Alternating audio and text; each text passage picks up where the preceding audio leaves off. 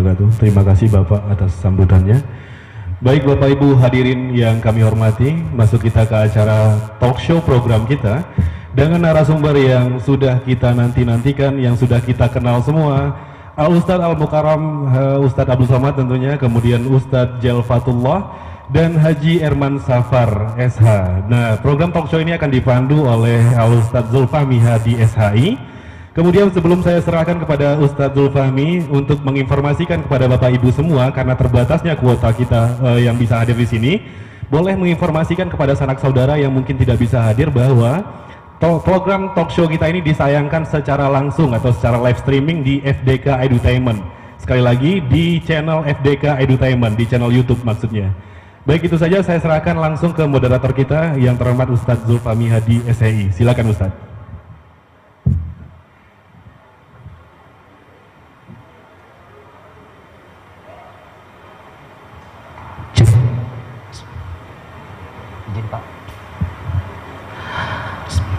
Assalamualaikum warahmatullahi wabarakatuh. Alhamdulillah, Allahumma salli ala sayyidina Muhammad wa ala ali sayyidina Muhammad. Bapak Ibu, puji syukur marilah kita ucapkan kepada Allah Subhanahu wa taala, selawat dan salam buat junjungan kita Nabi besar Muhammad sallallahu alaihi wasallam. Karena seiringnya waktu, segala kata penghormatan saya titipkan kepada protokol. Semoga yang ada di sini semua terhormat di sisi Allah Subhanahu wa taala. Amin amin ya rabbal alamin. Bapak Ibu sobat semua, seperti yang telah kita saksikan di depan, kita sapa pertama panelis kita, orang-orang luar biasa. Pertama yang tak asing lagi bagi kita adalah Al-Mukarram Profesor Dr. Haji Abdul Somad LCMA, guru kita. Tepuk tangan dulu. Subhanallah, haru kata Pak Yayasan tadi ya. Saya juga haru Pak. Beliau ini adalah ketua pembina Yayasan Bukit Tinggi Madani. Sekali lagi tepuk tangan dong, luar biasa ya. Alhamdulillah. Yang kedua, Al-Ustadz kita, Ustadz Jalfatullah. Tepuk tangan juga dong. Beliau juga bergelar LCMA dan alhamdulillah beliau juga sudah hadir di tengah kita. Tak asing lagi bagi kita adalah ulama Sumatera Barat. Semoga tetap istiqomah dalam menegakkan syariat di ranah Minang ini. Dan yang ketiga, yang tak asing lagi bagi kita adalah Ustadz Wes ya. Insya Allah Ustadz Haji Erman Safar. Beliau di samping muda dan gagah seperti Ustadz Al-Mukarram kita, beliau juga adalah Ketua Yayasan Bukit Tinggi Madani. Semoga kehadiran beliau Bukit Tinggi semakin madani menjadi solusi buat negeri ini. Insyaallah amin. Baik Bapak Ibu semuanya, di hari yang mulia ini, di waktu siang sore ini saya ingin sapa semuanya. Apa kabar Bapak Ibu semuanya? Sehat? Suaranya kurang terdengar. Kalau tidak semangat bagaimana kita menerima kajian nanti? Bapak Ibu semuanya sehat? Alhamdulillah. Tema kita hari ini adalah penguatan spiritual dan ekonomi di era new normal. Kehidupan tidaklah berjalan mulus seperti apa yang kita pikirkan. Banyak rintangan, lika dan likunya. Kadang mendaki, kadang menurun. Bahkan terkadang kita harus menginjak kerikil-kerikil tajam, atau kita mesti berhadapan dengan badai dan gelombang. Tapi yang pasti adalah pelaut ulung pintar berselancar di ombak yang besar. Maka untuk itu, di tengah bencana pandemi ini tak sedikit bagi kita yang mungkin lumpuh secara ekonomi, tapi yang pasti tentu keimanan tak boleh lumpuh. Maka untuk itu kita hadir di tempat ini dalam rangka menguatkan keimanan spiritual kita, dan juga tentunya tadi ada pengusaha muda kita, kuat iman, kuat ekonomi, sejahtera anak negeri, insyaallah. Maka untuk itu saya minta sekali lagi tepuk tangan yang luar biasa buat panelis kita. Bapak Ibu yang berbahagia, sebenarnya panjang cerita, tapi sebenarnya karena waktu dan kesempatan terbatas, maka awalnya semua panelis akan menyampaikan materi. Tapi tadi kita bincang-bincang dengan Pak Haji, kita istimewakan buat profesor kita, guru kita 30 menit, dan Ustadz Jel bersama Pak Haji Wes Insya Allah wes, Pak Jerman Safar, itu hanya tanya jawab saja. Tanpa menunggu, kita sambut dengan takbir Ustadz kita, Profesor Haji Abdul Somad Siama. Allahu Akbar. Kurang pas. Sekali lagi, Allahu Akbar.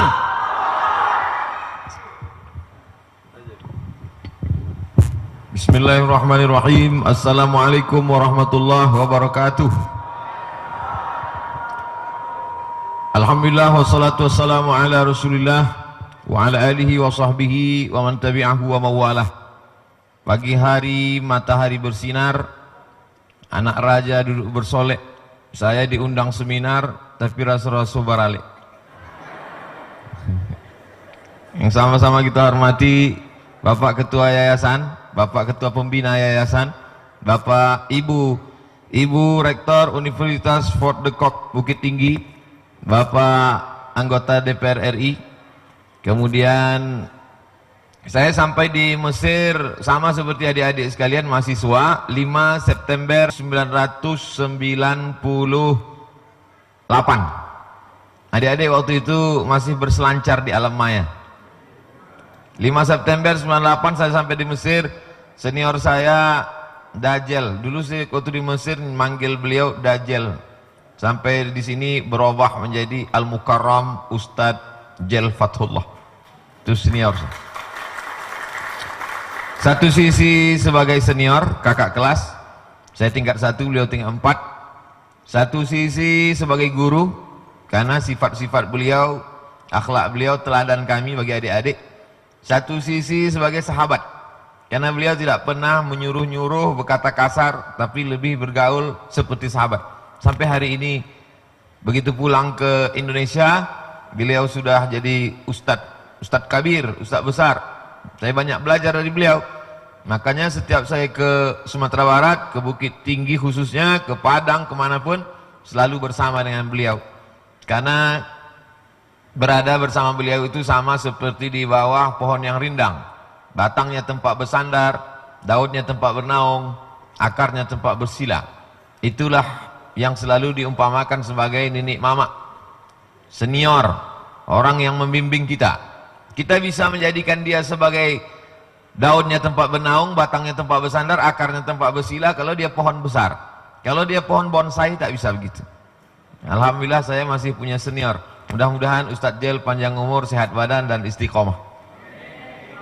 Kemudian ketika saya pulang ke Indonesia, pulang ke Pekanbaru Riau tahun 2008, menyampaikan tausiah dari masjid ke masjid, kemudian direkam, diupload ke internet, tidak terkenal. Setelah diusir baru viral. Makin dibully makin viral. Nah, jadi haters nih penasaran. Jadi kemudian ketika di Jakarta sekitar 3 tahun yang lalu, datanglah Habib dari Yaman, namanya Habib Umar bin Hafiz. Beliau ini rektor, pimpinan tertinggi di Darul Mustafa Hadramaut Tarim Yaman. Waktu sedang di hotel itu datang anak muda yang luar biasa, berprestasi, merantau dari Bukit Tinggi ke Bandung. Namanya, waktu itu belum haji, namanya Erman Sapar. Itulah yang duduk di sebelah kanan saya. Jadi itulah awal kami ketemu. Jadi mudah saya mengingat kapan saya jumpa awal sekali bertemu dengan beliau, ketika bertemu dengan Habib Umar bin Hafiz. Karena tahunnya sama, hotelnya sama. Beliau datang, kami bersilaturahim. Setelah itu setiap jadwal saya ke Bandung, Jawa Barat, dengan ke Sumatera Barat, Jawa Barat, Sumatera Barat, itu saya serahkan beliau. Jadi beliau yang mengontrol. Kemudian saya dapat kabar beliau punya program memberikan bantuan beras, sembako semua kepada orang tidak mampu. Lalu saya usulkan supaya buat yayasan, supaya ada payung hukumnya. Jangan supaya kita ini gak jelas, berbuat baik itu memang baik, tapi kalau sampai tidak ada payung hukumnya nanti jadi masalah. Maka ide itu beliau buat terdaftar secara notaris di Kementerian Hukum dan HAM. Akhirnya berdirilah Yayasan Bukit Tinggi Madani. Yayasan Bukit Tinggi Madani. Saya sebagai ketua pembina. Jadi nanti kalau ada yang orang nanya, "Mangalo Ustaz orang Pekanbaru ke Sikok?" Ambo pembina. Ya, pembina. Ada sebab itu ambo bersilaturahim dengan bapak-bapak, ibu-ibu sekalian. Jadi mudah-mudahan silaturahim kita ini bersilaturahim di Bukit Tinggi, bertetangga di surga insyaallah. Banyak yang tidak setuju nampaknya. As-sukutu alamatur ridha, diam itu tanda setuju. Jadi yang diam-diam itu setuju, bahwa setuju kita bertetangga di surga insyaallah. Amin ya rabbal alamin. Nah, lalu kemudian saya diajak untuk ayo kita seminar di Universitas Fort de Kock. Ini nanti kalau kami upload di YouTube, thumbnailnya dibuat seminar di Fort de Kock. Disangka orang di Amsterdam, Belanda. Buat ketek di bawah, Bukit Tinggi. Oleh sebab itu kehormatan yang luar biasa buat saya, Ibu Rektor, Bapak Ketua Pembina Yayasan. Man ahsana ilaikum, siapa yang berbuat baik kepada kamu, balaslah. Saya tak dapat membalas budi baik Ibu Rektor, Civitas Akademika, semuanya. Mudah-mudahan Allah meridhai dan merahmati Universitas Fort de Kock. Lahir dari sini pemimpin-pemimpin bangsa masa depan. Nah, saya diberikan kesempatan, judulnya, temanya adalah bagaimana membangkitkan semangat di dua aspek. Pertama, aspek ekonomi, yang kedua aspek spiritual. Yang ekonomi karena beliau SE, sarjana ekonomi, nanti akan dibahas oleh Haji Erman Sapar. Jadi protokol MC kita menyebut UES. Belum pernah terlintas di pikiran kami duet UAS-UES. Saya pun tak pernah terpikir kalau beliau kalau diringkas jadi disingkat jadi UES. Ustadz Erman Sapar, tapi cocok juga. Beliau cerita bagian ekonominya nanti, bagaimana membangkitkan semangat. Karena banyak yang bisnismen ini down, banyak perusahaan tutup, karyawan-karyawan kena PHK, dirumahkan segala macam, gaji dipotong. Saya dengan Ustadz Jel mengkaji masalah aspek spiritualnya, rohaninya, batinnya, religiusnya, agamanya. Jadi kalau selalu kita sebut zohir dan batin, beliau zohirnya, saya batinnya. Zohir itu yang nampak. Yang nampak itu apa? Duit. Itu zohir. Tapi tak semua bisa diselesaikan dengan duit. Ada batin, spirit di dalam. Oleh sebab itu orang Islam, sebagai seorang muslim, kita menyandarkan semuanya kepada Allah. La haula wala quwata illa billah. Selesai masalah. Apapun masalah hidup ini semuanya serahkan kepada Allah. La haula wala quwata illa billah.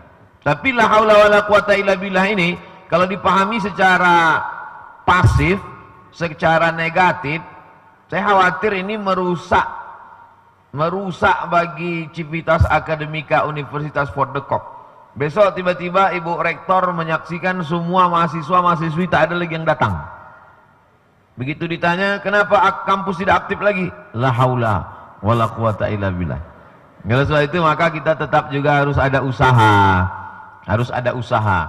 Nah, menyikapi bagaimana COVID-19 ini, COVID ini, saya sudah bicara sama dokter, karena saya tidak paham, ini masalah kesehatan. Jadi saya tanya Pak Dokter,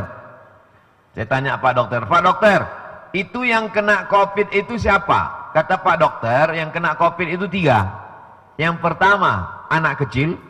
Yang kedua, orang tua. Yang ketiga, orang yang kena penyakit bawaan. Anak kecil, karena dia imunnya rendah. Orang tua, imunnya juga rendah. Orang yang punya penyakit bawaan. Jadi COVID itu nempel ke situ. Itu makanya anak kecil, orang tua, orang kena penyakit bawaan, banyak yang kena itu begitu. Tapi kalau kita muda, sehat, maka COVID itu tidak kuat dia. Jangankan COVID-19, COVID-21 aja tak tahan. Itu. Oleh sebab itu perlu kita bangkitkan semangat. Lalu kemudian gini Pak Dokter, kenapa ada orang tua tetap sehat, bahkan dia sudah kena COVID, bisa normal lagi? Oh, itu ada imunnya Pak Ustadz. Imun itu apa? Imun itu kekebalan tubuh. Jadi badan kita ini sebenarnya ada kekebalan yang luar biasa di dalam badan kita. Tapi karena kita down, kita drop, ngedrop katanya, maka ketika kita down itu, akhirnya imun kita turun. Nah, disitulah dia masuk. Oh, jadi kalau begitu imunnya mesti tinggi. Bagaimana cara membangkitkan imun? Bangkitkan iman. Jadi ini masalahnya adalah masalah iman dan imun dan iman. Alhamdulillah, dari tadi saya ditemani terus oleh Pak Iman. Pak Iman itu Kapolres. Tadi sholat Jumat bersama Pak Iman. Oleh sebab itu maka bangkitkan iman, bangkitkan keyakinan bahwa kita ini yang menghidupkan, mematikan Allah. Makanya setiap selesai sholat itu terus kita ulang, la ilaha illallah wahdahu la syarikalah, lahul mulku wa lahul hamdu, yuhyi wa yumit wa huwa ala kulli syai'in qadir. Itu 15, itu diulang selesai sholat itu 15 kali. Lahul mulku, dia yang punya puja-pujian. Walahul hamdu, dia saja yang layak dipuji, dia yang punya kekuasaan. Yuhyi, dia menghidupkan. Wa yumit, dia mematikan. Wa huwa ala kulli syai'in qadir, dia maha kuasa atas segala sesuatu. Saya tidak sanggup berhadapan dengan Bapak Ibu sekalian. Saya down, imun saya rendah. Ketemu dengan Bapak Pembina, ketemu dengan rektor, ketemu dengan senior, ketemu dengan sarjana ekonomi, ketemu dengan anggota DPR RI, berjumpa dengan orang banyak, itu down kita. Maka saya mesti yakinkan diri saya bahwa saya kuat, bahwa saya mampu. Setan datang berbisik, kau lemah Abdul Somad, berat kau cuma 51 kilo, kata dia. Maka saya mesti bangkitkan semangat saya. Kau lemah Abdul Somad, kau kan tadi malam baru naik mobil dari Medan 24 jam. 24 jam kami berangkat dari Medan sampai jam 7 pagi tadi. Berkunang-kunang, ini masih belum jelas betul Bapak Ibu. Tapi saya mesti bangkitkan diri saya harus bangkit, saya harus semangat. Oleh sebab itu maka bangkitkan semangat bahwa orang tidak akan mati sebelum ajalnya sampai. Berapa banyak orang sudah divonis COVID tidak mati-mati. Berapa banyak pula yang dikatakan sehat mati. Berapa banyak orang mau bunuh diri tak mati-mati. Diambil selendang, diikatkan ke leher, digantung ke pintu, melompat, patah kayunya. Tak mati. Tak juga mati berbaring di rel kereta api.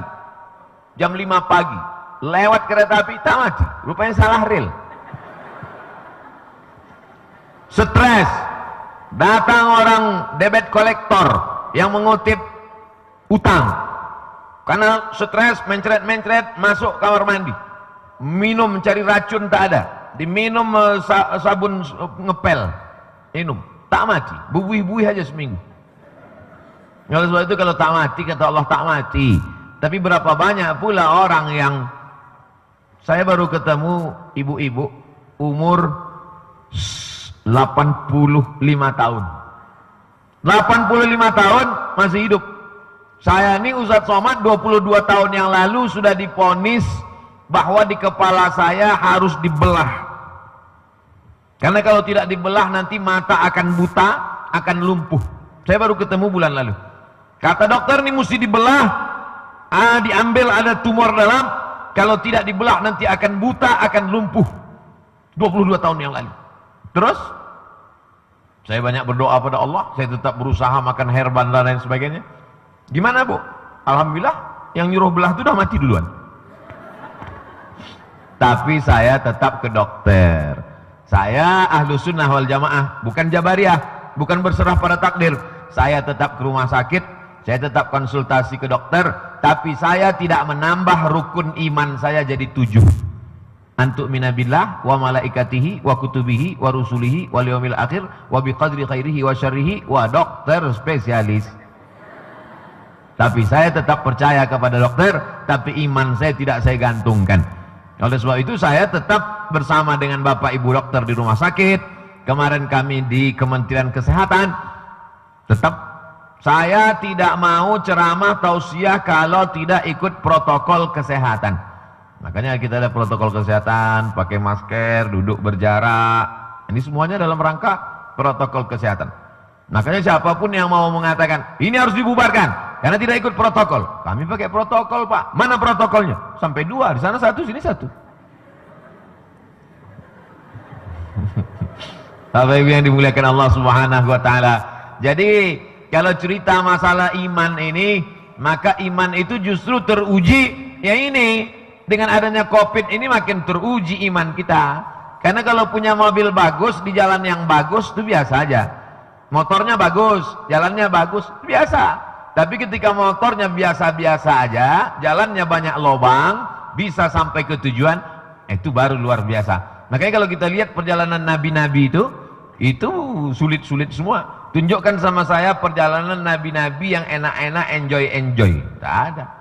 Nabi itu pasti banyak ujiannya. Nabi Ibrahim alaihissalam dibakar. Nabi Ibrahim dibakar di api unggun. Nabi Musa alaihissalam dikejar-kejar Fir'aun. Jadi kalau baru-baru dikejar preman biasa, dikejar Fir'aun. Nabi Muhammad SAW dikejar Abu Jahal, Abu Lahab. Tokoh-tokoh, tidak ada yang mudah hidupnya.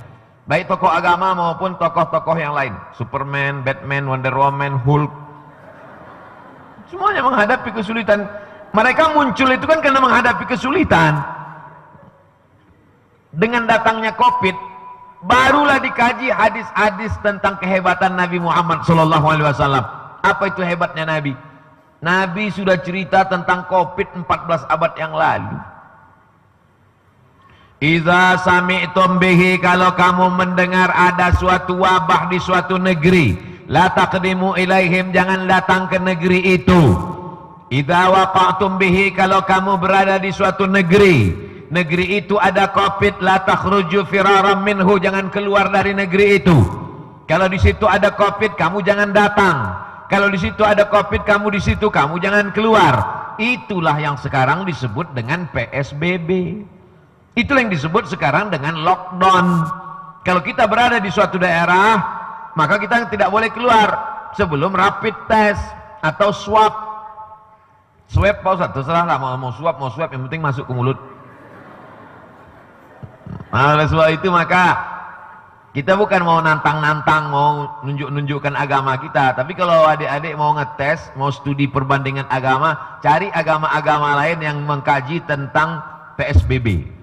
Cari doktrin-doktrin, sabda-sabda nabi-nabi sebelum Nabi Muhammad SAW yang cerita tentang Covid. Saya ada dalilnya. Iza sami'tum bihi, kalau kamu mendengar ada wabah penyakit di suatu negeri, la taqdimu ilaihi, jangan kamu datang ke sana. Wa idza waqa'tum bihi, kalau kamu mendengar suatu wabah terjadi di kampung kamu, la takhruju firaram minhu, jangan kamu keluar dari situ. Untuk apa? Melokalisir supaya virus jangan menyebar kemana-mana. Firra minal majzum, firaraka minal asad. Larilah engkau dari penyakit menular seperti engkau lari dari singa. Covid itu nampak apa tak nampak? Saya tanya sekali lagi. Covid itu nampak apa tak nampak? Apa pula tak nampak? Itu yang tertulis di baleho macam biji kedondong. Itu kan Covid kan? Covid tak nampak dengan mata telanjang. Covid hanya bisa kelihatan kalau pakai mikroskop. Yang tidak nampak diumpamakan Nabi dengan sesuatu yang nampak. Makanya kata Nabi dalam hadis, firra minal majzum, larilah engkau dari orang kena penyakit menular, firaraka minal asad, seperti engkau lari dari asad. Asad itu singa. Makanya kalau ada orang azan tidak asyhadu, ada tuh orang azan asadu Allah, itu singa tuh. Asyhadu, aku bersaksi. Asadu, singa. Firra minal majzum, larilah engkau dari penyakit menular, firaraka minal asad, seperti engkau lari dari singa. Jadi kalau ada orang nantang-nantang Covid, mana Covid tuh? Dia mau telan. Mudah, saya jangan berang kayaknya. Jangan lapor ke polisi, bawa aja ke kebun binatang. Bukakan kandang singa. Masuk. Ahlan wa sahlan. Welcome. Yang tak nampak itu namanya virus, bakteri. Tapi kalau tak nampak itu diumpamakan dengan sesuatu yang nampak, itu namanya tamsil, perumpamaan. Sama macam adik-adik jatuh cinta, diumpamakan dengan sesuatu yang nampak. Cintamu seperti air di daun keladi, airnya tumpah tak berbekas. Bisa untuk update status. Memberikan contoh sesuatu yang nampak dengan sesuatu yang tak nampak untuk melihatkan dia secara materi. Siapa yang menceritakan itu? Nabi Muhammad SAW. Sekarang orang bingung. Itu Pak Ustadz yang sudah kena COVID, meninggal dunia, digulung pakai plastik di Selasiban. Jenazah itu di Selasiban karena takut menularkan virus. Akhirnya dikubur dalam tanah. Nabi sudah mengajarkan bagaimana itu 14 abad yang lalu. Bagaimana caranya? Orang yang sudah meninggal dunia masuk ke dalam tanah, sholat jenazahnya bisa dari atas tanah. Sedihlah anak menantunya nggak bisa sholat jenazah, menangis meleleh air mata menantu. Kamu kenapa menangis? Karena mertua meninggal kena COVID. Enggak, warisannya ketek bu ya.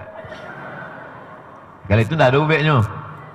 Tapi kalau dia kesal karena tidak bisa sholat jenazah, maka bisa sholat dari atas kubur. Sudah diajarkan Nabi 14 abad yang lalu. Ada tukang sapu masjid hilang. Kata Nabi, mana tukang sapu masjid? Meninggal ya Rasulullah. Mana kuburnya? Ditunjukkan Nabi, ditunjukkan kepada Nabi, ini kuburnya. Nabi sholat jenazah dari atas kubur. Allahu Akbar. Tidak pakai rukuk. Bantu yang ada di video share petang. Oleh sebab itu maka semua kekhawatiran sudah dijelaskan Nabi Sallallahu Alaihi Wasallam. Dari mana Nabi tahu bahwa akan ada penyakit namanya COVID, dan COVID itu nanti akan terjadi begini-begini, akan ada PSBB, akan ada lockdown, jenazahnya akan disolatkan. Maka sadarlah kita, Yasin, innaka laminal mursalin ala suratim mustaqim tanzilal azizir rahim. Yasin, Muhammad sallallahu alaihi wasallam, innaka laminal mursalin, engkau salah seorang rasul utusan Allah. Tanzilal azizir rahim, yang kau bawa ini adalah agama yang datang dari Allah, bukan hasil pikiran, bukan renungan hati, tapi dia datang dari Allah. Wa ma yantiqu anil hawa, dia tidak bicara mengikuti hawa nafsunya. In huwa illa wahyun yuha, melainkan wahyu dari Allah. Sekarang diajarkan kemana-mana cuci tangan. Masuk saya ceramah ke hotel kemarin, suruh cuci tangan. Bertamu ke rumah tokoh, suruh cuci tangan. Dalam hati saya, ambo dari ketek lah basuh tangan kok.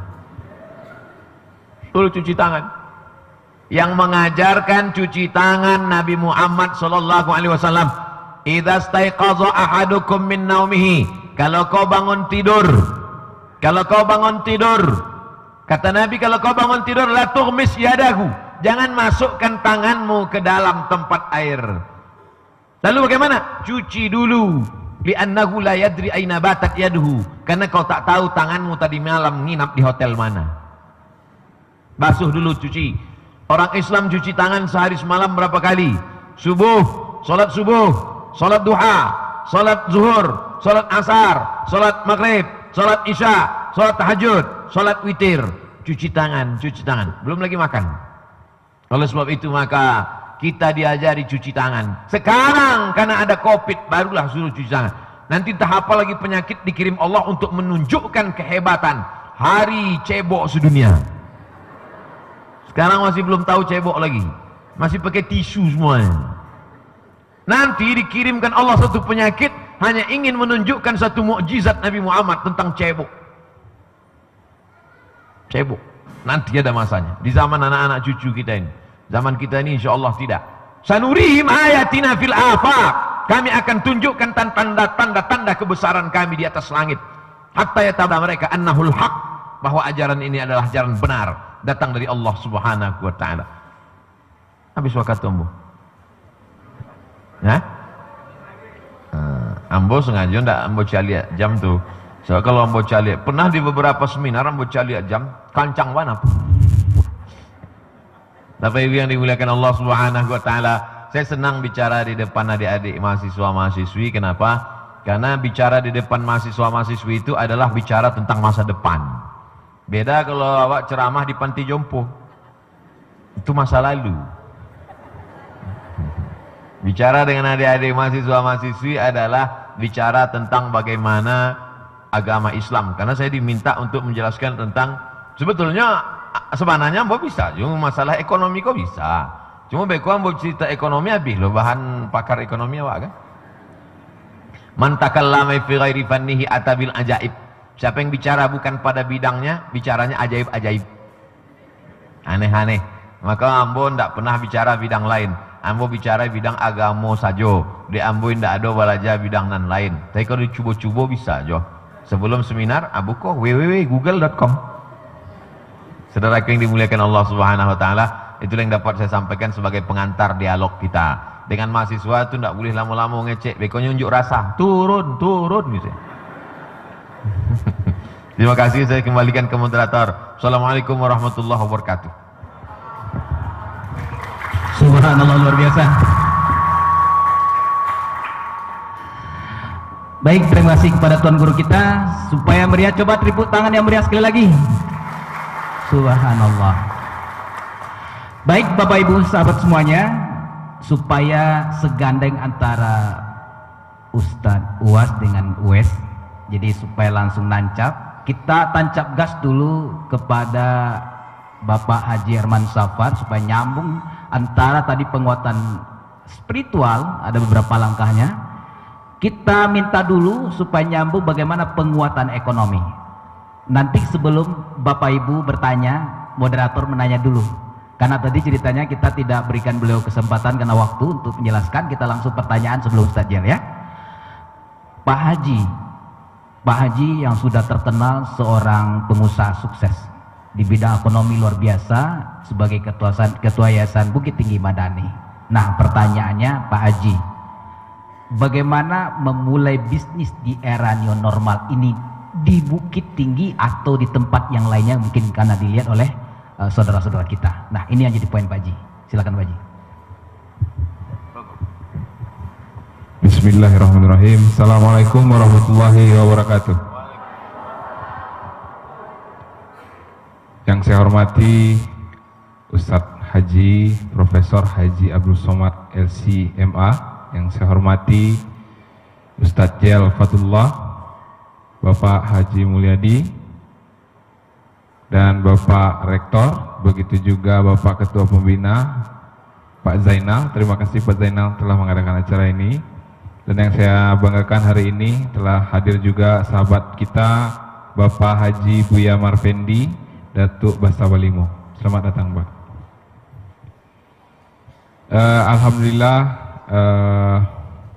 Alhamdulillahirrabbilalamin. Asyhadu an la ilaha illallah wa asyhadu anna Muhammadar Rasulullah.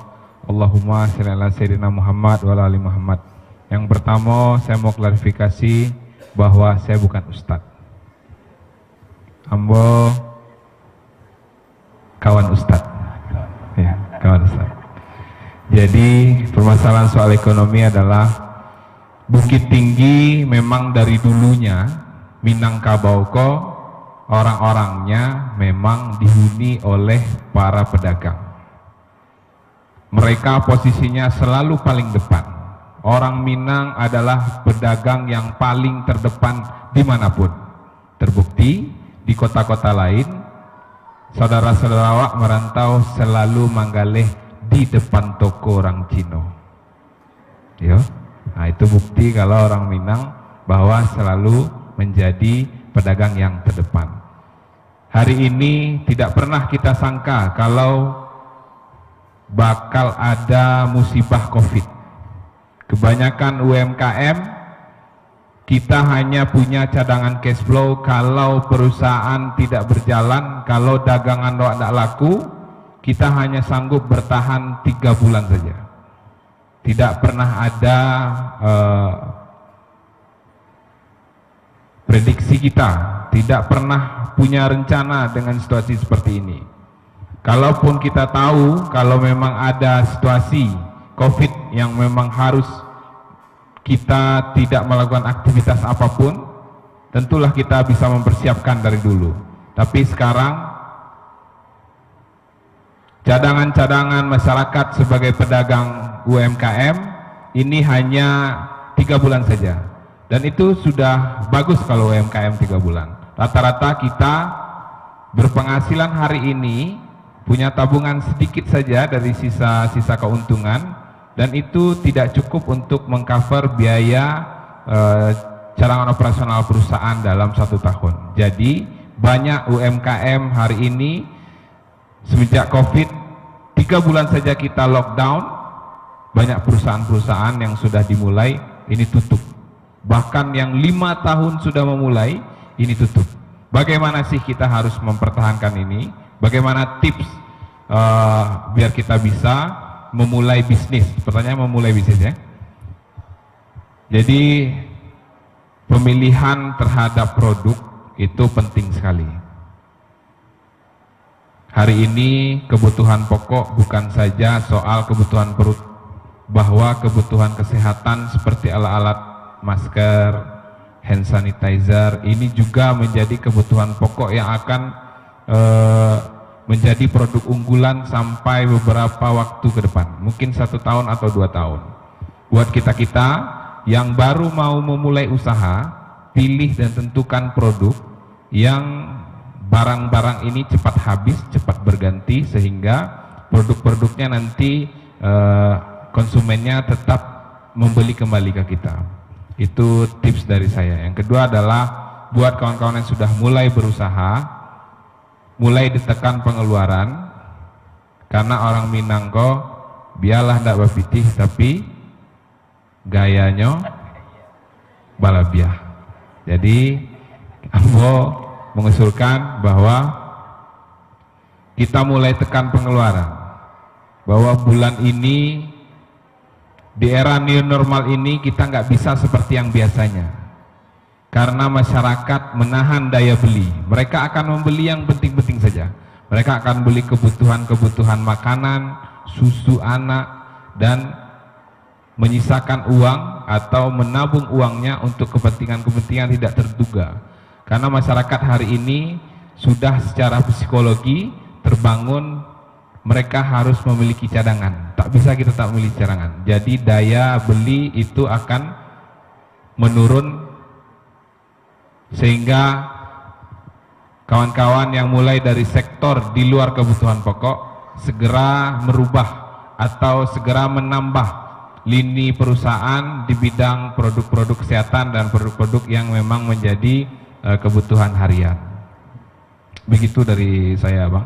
Sementara buat kawan-kawan yang memang nanti di Bukit Tinggi ini memang kota wisata, kita sangat berdampak sekali.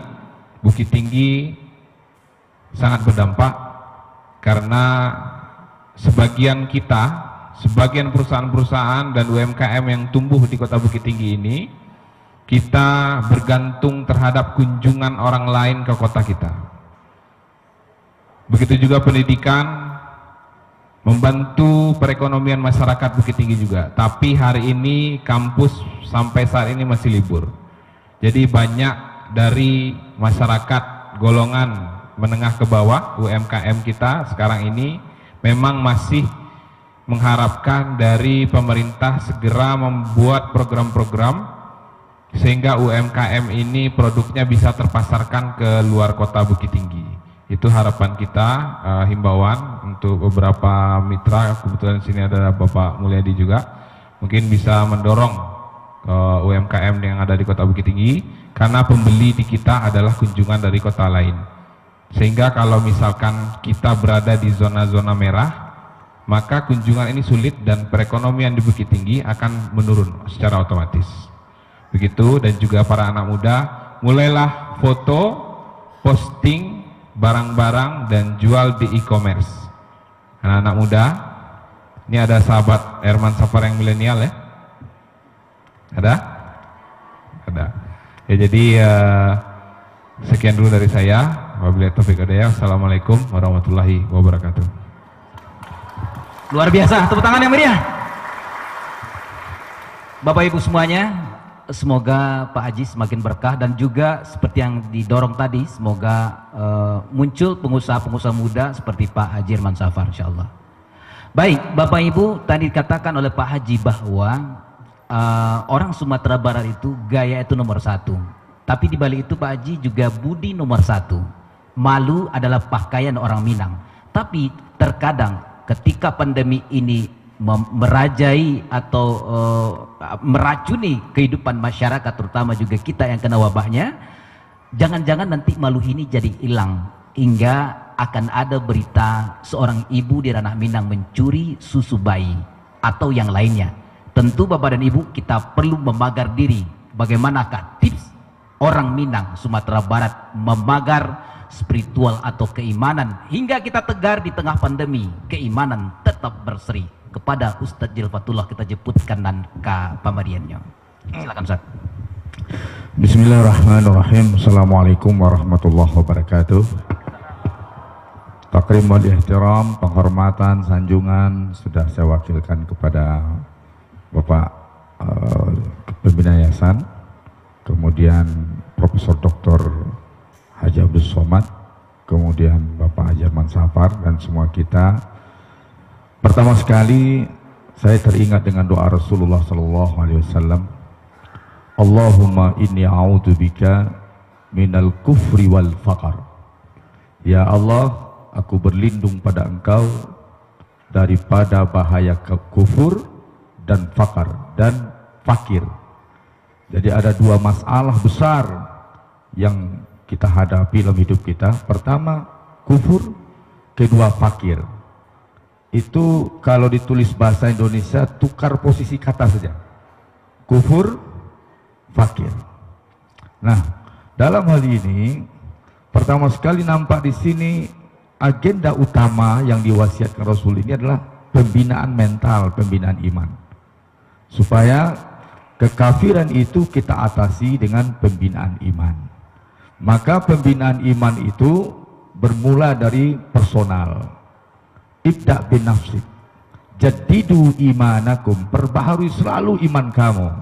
Walaupun pengajian tidak boleh, pengajian sekarang kumpul-kumpul belum resmi dibolehkan, tetapi kita tetap berusaha menghidupkan iman kita. Ini yang penting. Hidupkan selalu kajian Ustaz Abdul Somad, masih ada di YouTube. Kemudian kajian itu berbagai macam coraknya, ada spesialisasi para ustadz dan yang lainnya. Hindari perdebatan.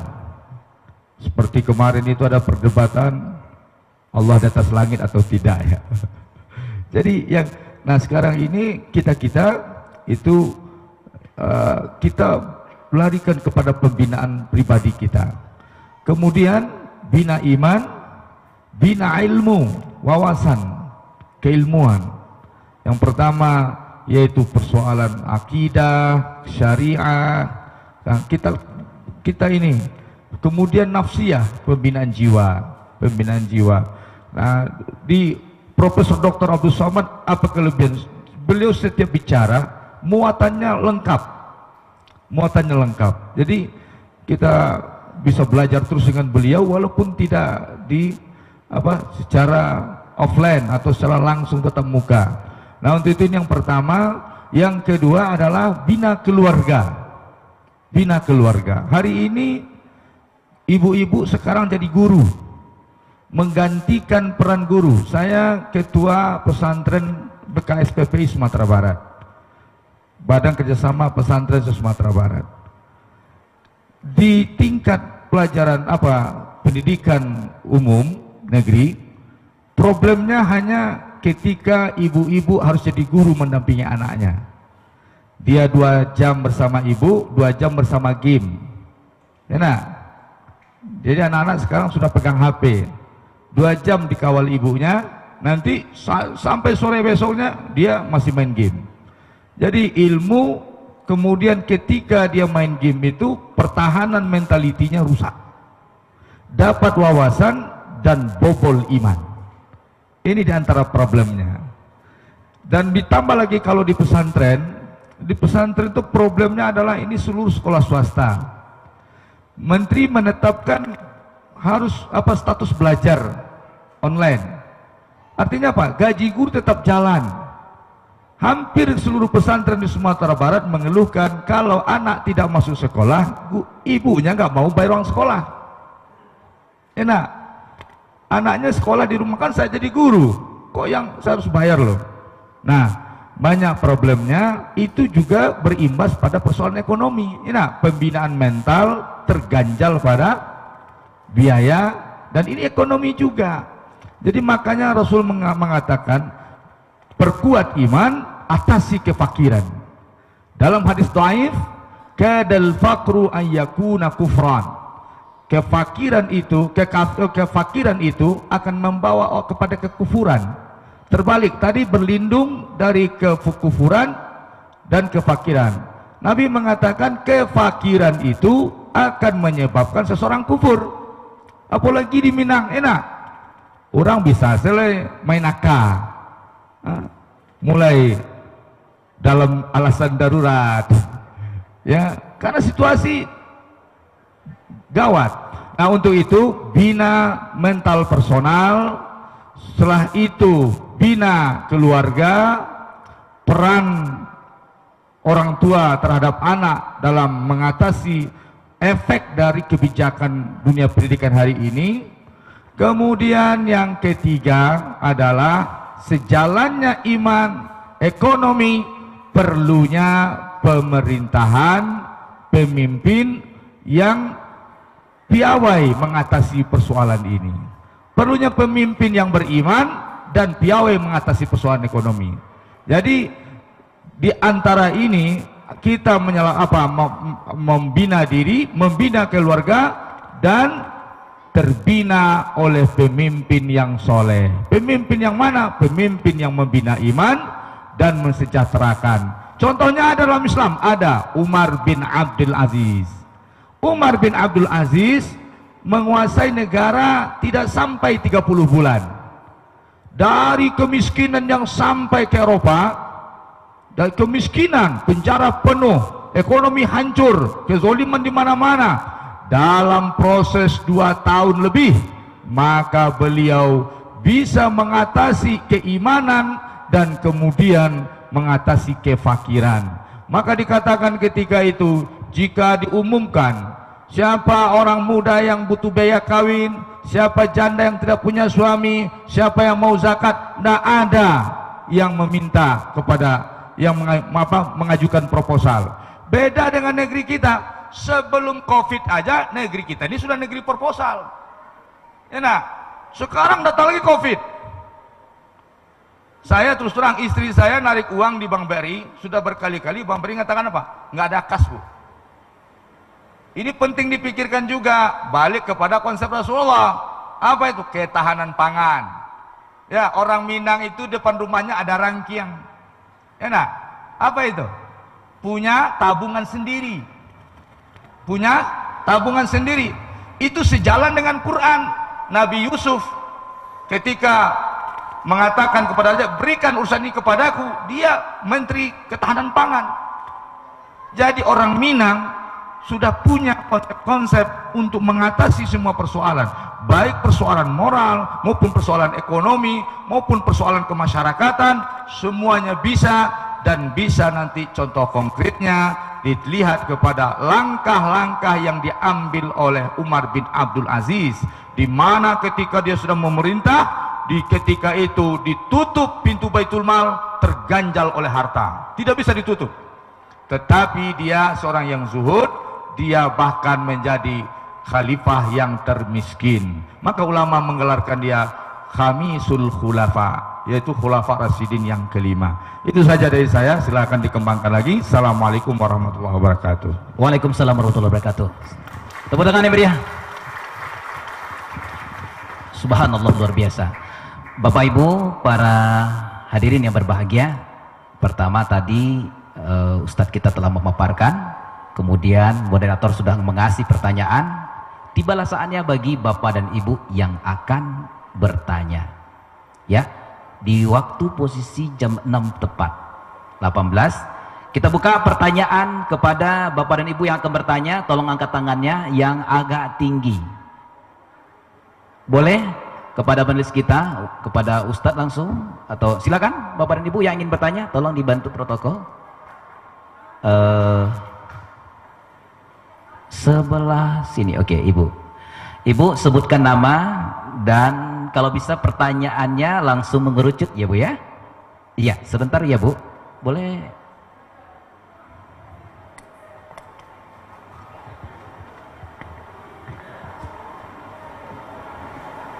Boleh minta kertas satu Pak Gedang.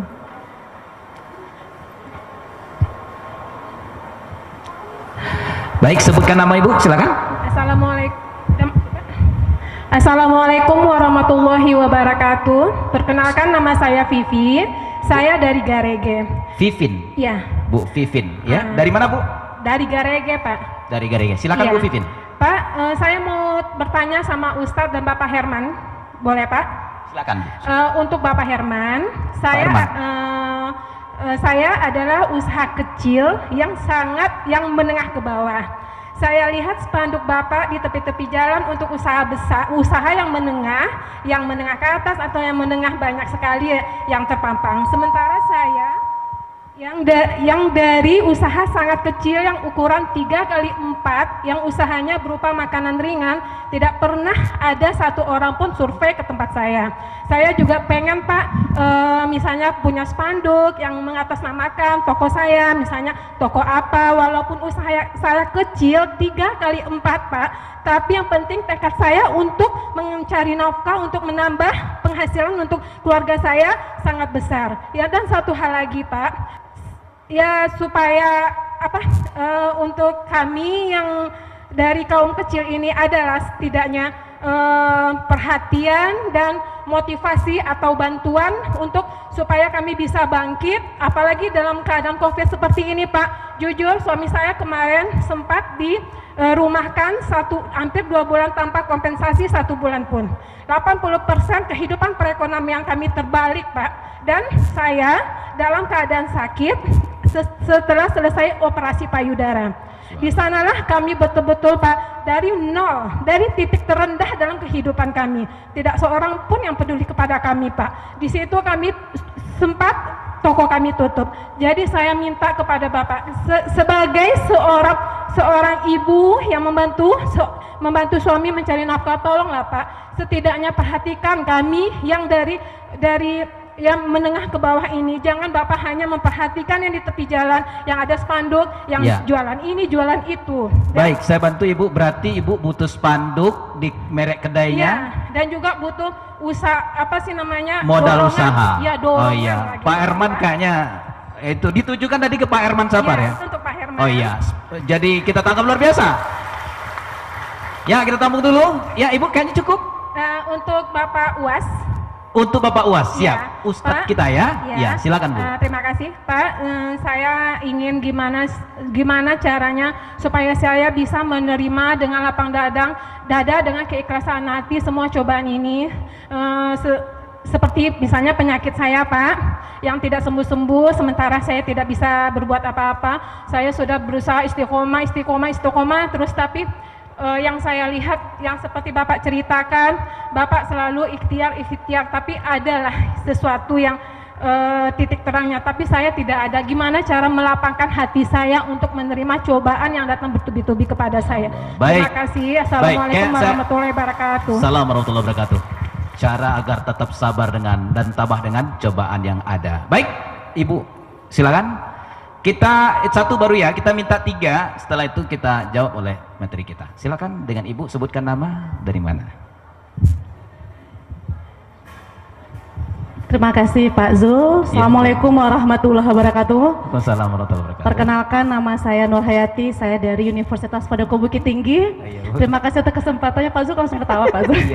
Ini pertanyaan khusus Pak Zul ditujukan untuk Bapak Ustadz, Bapak UAS. Pak UAS ya. Dimana pertanyaan adalah, kita selaku penilai pendidikan Bapak, di era milenial sekarang tentu banyak tantangan, banyak cobaan menghadapi juga kaum-kaum muda yang sedang kita didik sekarang. Jadi strateginya yang saya tanya kepada Bapak adalah, apa strategi kita menghasilkan lulusan di era milenial ini sesuai kebutuhan, akan tetapi tetap ada nilai-nilai religius di dalam jiwanya. Karena sekarang ini memang nilai-nilai religius itu akan mulai berkurang, terutama memang banyaknya sekarang ini hal-hal yang mempengaruhi pemikiran, mempengaruhi pola pikir dari lulusan kita. Jadi bagaimana kita memastikan lulusan yang tetap ada nilai-nilai religius di dalamnya. Begitu Bapak UAS, terima kasih atas kesempatannya. Assalamualaikum warahmatullahi wabarakatuh. Waalaikumsalam warahmatullahi wabarakatuh. Tepuk tangan kepada para penanya kita, dan satu lagi silakan. Penanya yang hitam-hitam sudah jilbab hitam, maaf yang jilbab putih dulu ya, nanti yang ketiga. Baik, silakan Ibu, dengan siapa Ibu? Tapi ini milenial, ini perlu pertanyaannya kayak ini Pak Haji ya. Nah ya, nanti ini insya Allah ya. Assalamualaikum warahmatullahi wabarakatuh. Waalaikumsalam warahmatullahi wabarakatuh. Baik, perkenalkan nama saya Vika Rulia dari sahabat Erman Safar. Siapa Bu? Vika Rulia. Vika. Ya. Vika Aulia. Ya. Ya. Pertanyaan saya tujukan kepada Bapak Haji Erman Safar. Pak Haji. Yang mana tadi cara membangkitkan semangat dari aspek ekonomi, yaitu menentukan produk yang dibutuhkan saat ini, menyediakan produk yang cepat habis. Yang ingin saya tanyakan, apabila kita sudah memiliki atau sudah mempunyai produk yang bisa kita jalankan, bagaimana cara untuk bisa diterima pada saat pandemi sekarang ini, Pak? Bagaimana cara kita bisa memberitahukan produk yang kita miliki ini kepada semua aspek, seperti kalangan ibu-ibu, milenial, dan anak-anak. Sekian, terima kasih. Assalamualaikum warahmatullahi wabarakatuh.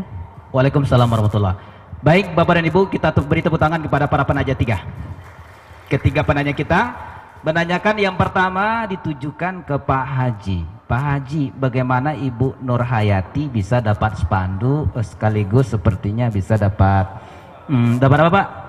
Sama modal ya. Dibisikkan sama Pak Mulyadi nih. Mudah-mudahan Pak Mulyadi juga di sini nih Bu. Jadi 2 dapat ya. Ya kita langsung ke Pak ini. Silakan Pak Haji.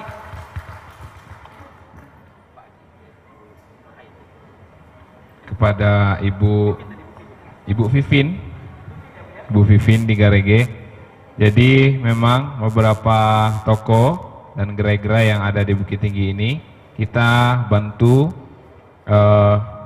merek toko. Jadi kita pasangkan secara gratis beberapa merek toko di Kota Bukit Tinggi.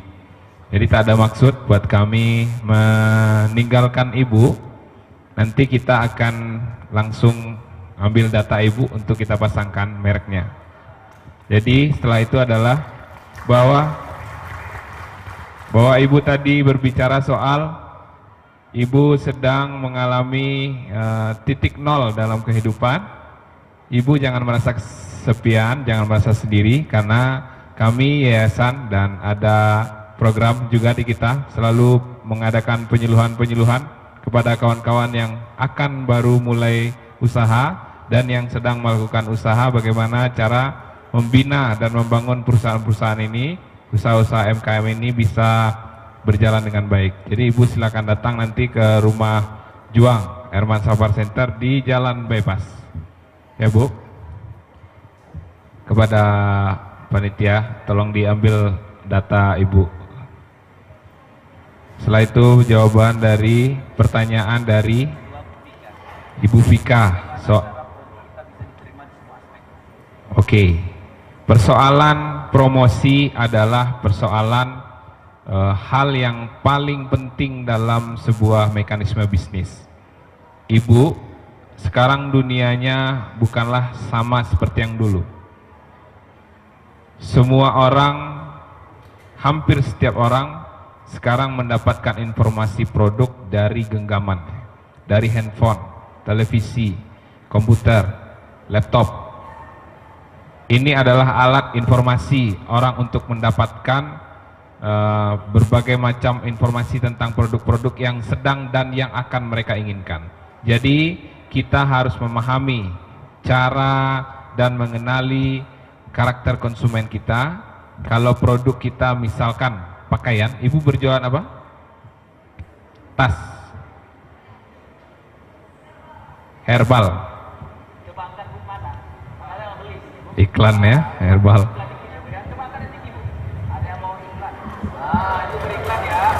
Produk kesehatan Bu. Oh iya, apalagi sekarang produk kesehatan ini sangat bagus sekali karena sekarang ini masyarakat sedang memang fokus terhadap kesehatan masing-masing.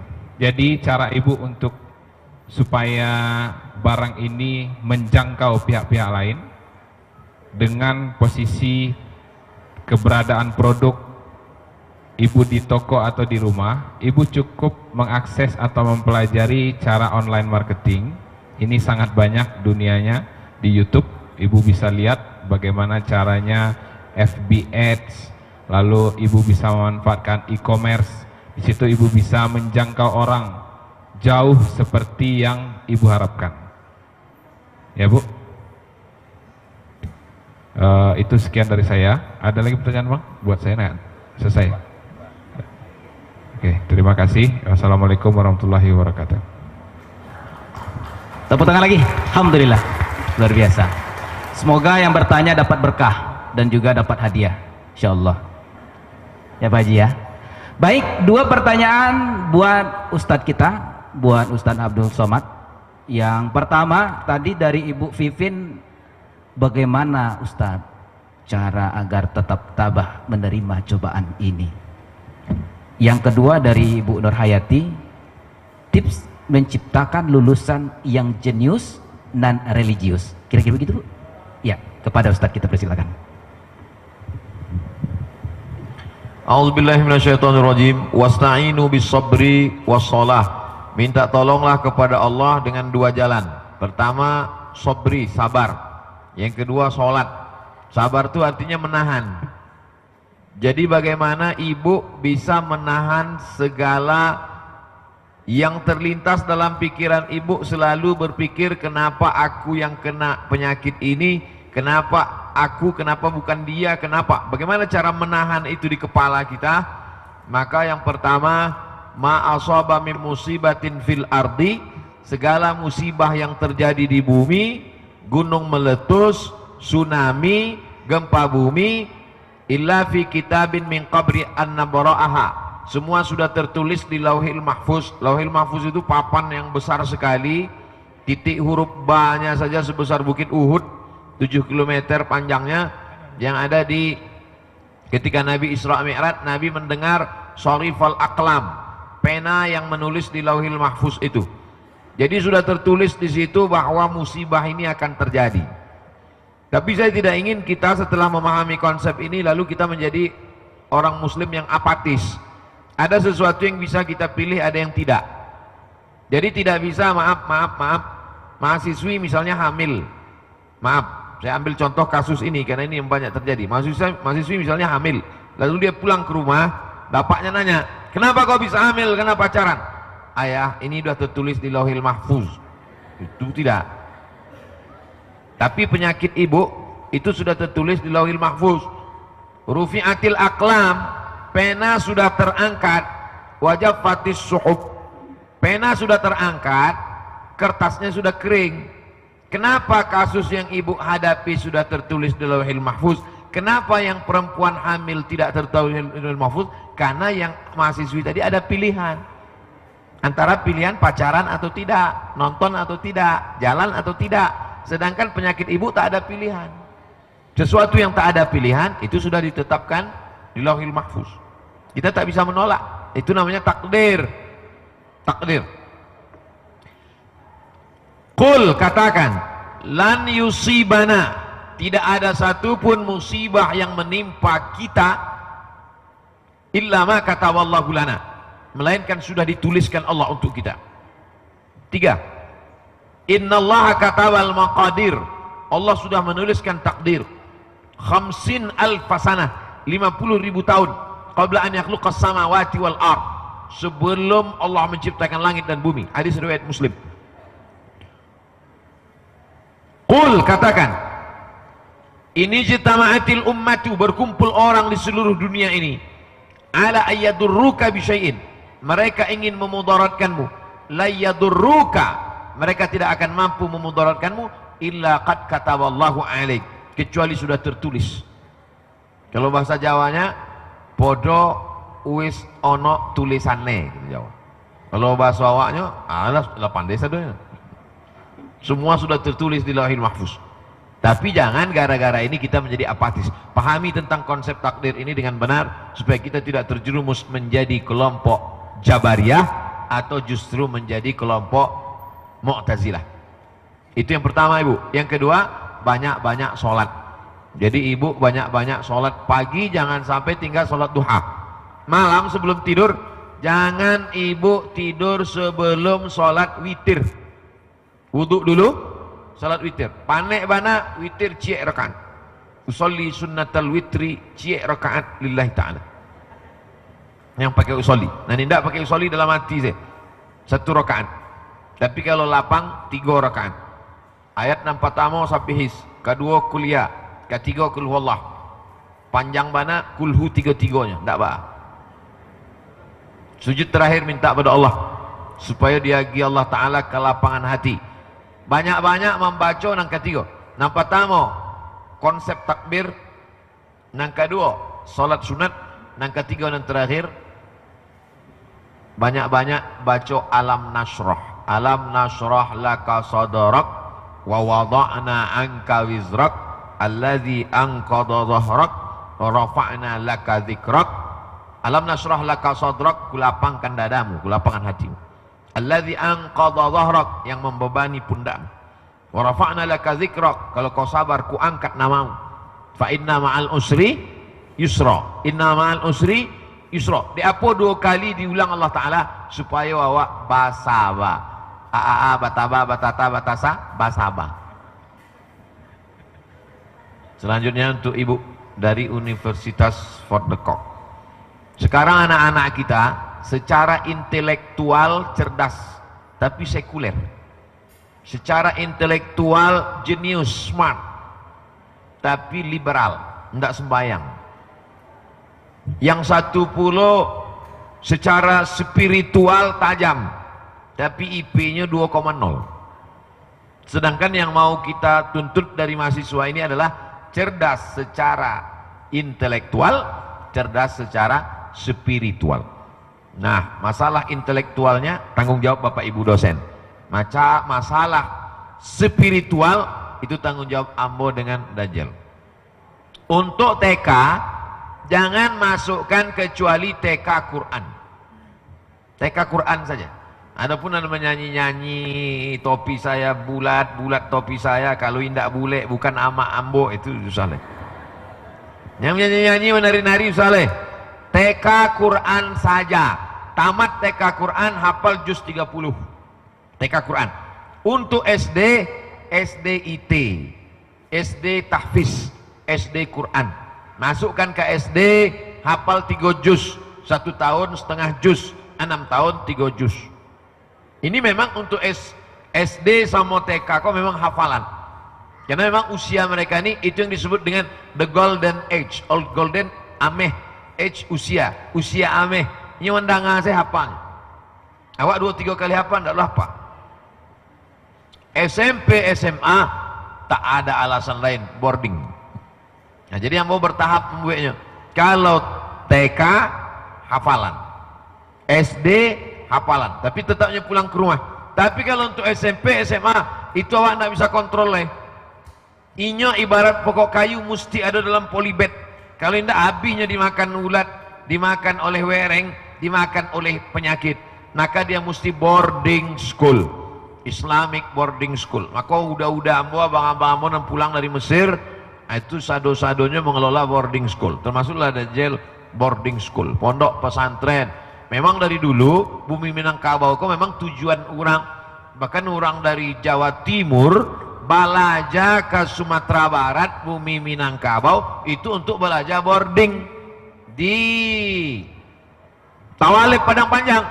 Selesai dari Tawalibnya pulang ke Jawa Timur, membuat pesantren.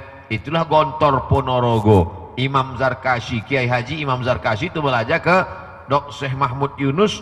Nah itu ke sampai awak kan agari awak. Jadi barangnya itu dari awak dimodif dari orang Jawa. Nah, jadi boarding kok memang orang awak yang punya lisensi patennya itu. Lalu kemudian untuk kampus, ini mereka bebas lepas. Jadi tidak lagi belajar karena mereka sudah penuh dari awal ini. Maka untuk kampus itu lebih pada langsung dibawa. Jadi dosen-dosen membawa mereka melihat panti jompo, disadarkan pada mereka bahwa kita ini akan tua, akan mati. Lalu kemudian dibawa ke panti asuhan. Nah, beko serahkan kamu biar mau bawa masuk ke hutan. Serahkan ke Dajjal untuk mengawal dakwah supaya mereka langsung. Dia tidak lagi teori-teori. Karena kalau berkutat di teori nanti beternak ikan di atas kertas. Kita tak mau mahasiswa kita hebat ternak ikan di atas kertas. Ikan menurut etimologi, ikan menurut terminologi. Pernah ternak ikan? Indah. di makalahnya hebat, presentasi nilai A, tapi tidak punya pengalaman di lapangan. Oleh sebab itu saya amat sangat mensupport mahasiswa ini, dia tidak lagi sama. Jadi saya bagi pada 3, TK dengan dasar, SMP SMA menengah, pendidikan atas. Yang dasar lebih kuat menghafal, yang menengah dengan atas SMP SMA terlebih pada boarding, dikawal betul pengawalan, adapun yang atas nih lebih pada ke lapangan. Saya kira demikian. Assalamualaikum warahmatullahi wabarakatuh. Alhamdulillah, luar biasa. Bapak dan Ibu yang berbahagia, tadi kita janji dengan satu penanya lagi, tapi mengingat waktu maghrib kita 18.26, rasanya cukup di sini, nanti bertanya saja sama panelis kita jika ada waktu ya, di luar mungkin ya, atau media sosial juga boleh. 18.26, Bapak dan Ibu yang berbahagia, rasanya kita mesti menutup acara yang sangat bersemangat ini. Mohon maaf kepada Dinda, tadi siapa namanya?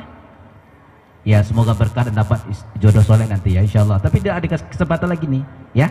Bapak dan Ibu yang berbahagia, sebelum kita tutup, kesimpulannya mungkin kita sudah dapatkan masing-masing. Namun yang pasti adalah sambungkan jiwa yang hidup kepada yang Maha Kuasa. Kemudian kita tetap optimis, tepis pesimis, dan kita tetap menjalin persatuan dan kesatuan. Apalagi sebentar lagi kita juga akan merayakan Hari Raya Kemerdekaan Republik Indonesia. Tetap semangat dan tetap kita menjadi bangkit untuk tetap berusaha, dan kita doakan pengusaha kita makin sukses, yang akan berusaha makin sukses. Amin. Akhirnya Bapak dan Ibu yang berbahagia, saya Zulfahmi Adi, sebelum saya menutup pembicaraan ini, di akhir pembicaraan ini akan ditutup dengan doa oleh Al-Ustadz kita. Kebetulan nih, barengan dengan tanggal sekarang, ketua pembina kita Bapak Zainal juga bertepatan dengan hari lahir beliau nih. Juga minta didoakan oleh Ustadz, semoga universitas nih Ustadz, Universitas Fordekok makin berkah dan nanti menjadi ada pemimpin-pemimpin hebat di negeri ini. Kepada Ustadz kita persilakan atau kita mintakan doanya. Astaghfirullahalazim, astaghfirullahalazim, astaghfirullahalazim, alladzi la ilaha illa huwal hayyul qayyum wa atubu ilaih. A'udzu billahi minasyaitonir rajim. Bismillahirrahmanirrahim. Alhamdulillahirabbil alamin arrahmanir rahim maliki yaumiddin. Iyyaka na'budu wa iyyaka nasta'in. Ihdinas siratal mustaqim, siratal ladzina an'amta 'alaihim ghairil maghdubi 'alaihim waladdallin. Amin. Allahumma shalli 'ala nabiyyina Muhammad wa 'ala ali Muhammad. Allahumma anzilir rahmata wassalamata wal barakata 'ala hadhil jamaah. Turunkan keselamatan, kerahmatan, keberkahan kepada seluruh jamaah yang hadir ini, bil khusus keberkahan untuk Universitas Fordekok beserta seluruh sivitas akademika ya Allah. Bil khusus Bapak pimpinan pembina yayasan kami Pak Zainal, barik lahu fi umurihi, berikan berkah pada umurnya, qawi imanahu, kuatkan imannya, wa sahih jasadahu, sehatkan badannya. Adapun mahasiswa-mahasiswa kami, ihfazhum min kulli su' wa syarr, jaga mereka dari segala perbuatan yang tercela. Allahumma dafa'ana al-ghala wal waba wal fahsya wal riba wal zina wal munkar. Selamatkan negeri ini bil khusus bumi Minangkabau dari malapetaka, bencana, musibah, bil khusus COVID-19 ini ya Allah. Allahumma a'inna, tolong kami ala zikrika, supaya hati kami senantiasa berzikir kepadamu, wa syukrika, bersyukur kepadamu, husna ibadatik, selalu beribadah dengan ibadah yang terbaik. Rabbana ighfir lana dzunubana, ampunkan dosa kami, wali abaina, ayah kami, wali ummahatina, ibu kami, wali azwajina, pasangan hidup kami, wali dzurriyyatina, anak cucu keturunan kami, wali man hadarana, semua yang hadir di majelis ini, wali man ghaba anna, yang tidak hadir tapi tetap mengikuti program ini, maka berikan kerahmatan, keberkahan-Mu ya Allah. Allah marzuqnal istiqamata ala syari'atil gharra wa tariqatil bayda, berikan istiqamah kami dalam jalan yang benar, dalam agama yang lurus. Inna dina indallahil Islam. Allahumma taqabbal minna salatana wa siyamana wa qiyamana wa ruku'ana wa sujudana wa takhassu'ana ta'abbudana. Terima segala ibadah kami, wa tamim taqsirana, sempurnakan segala kekurangan kami. Allah marzuqna imaman adila, berikan kami pemimpin yang adil dan amanah. La tusallit alaina bidzunubina man la yakhafuka wa la yarhamuna. Jangan kau berikan amanah kepada orang yang tak sayang kepada kami dan tak takut kepada Engkau ya Allah. Allahumma khtim lana bi husnil khatimah wa la takhtim alaina bi su'il khatimah. Rabbana atina fid dunya hasanah wa fil akhirati hasanah wa qina adzabannar. Wa sallallahu ala sayyidina Muhammad wa ala alihi wa sahbihi wasallam. Walhamdulillahi rabbil alamin. Taqabbalallahu minkum minna wa minkum taqabbal ya karim. Terima kasih, mohon maaf. Wassalamualaikum warahmatullahi wabarakatuh. Sekali lagi kita beri tepuk tangan kepada panelis kita, dan juga satu teriakan takbir, takbir.